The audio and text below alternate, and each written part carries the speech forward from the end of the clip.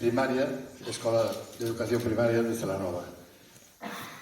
Xusto a acabar a guerra, por as razóns que non sabemos exactamente cuáles, pero posiblemente fose que o meu pai, Alessandro Moreiras, propietario do comercio de fillos de damas Moreiras, que heredou do seu pai, e libreiro.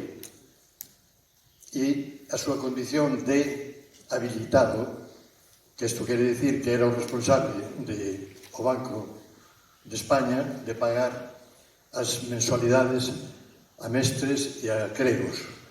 Esa condición, eu penso que é a que levouno a guardar esta praca cando foi derribada polo golpe de Estado, levouna e escondeuna no comercio, detrás de unhas estanterías. Ali estuvo 70 anos oculta. Cando se xubilou meu pai e o comercio deixou de funcionar, na recolleita un dos meus irmãos, Xavier, atopouna.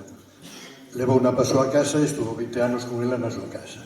Ahora que xa existe este proceso de memoria histórica de Celanova e esta asociación, eu falei con meu irmão e o propio era traela e recuperala e volvela a instalar no propio instituto, no propio Bosteiro, que hoxe é o Instituto de Celanova, Celso Vila Ferreiro.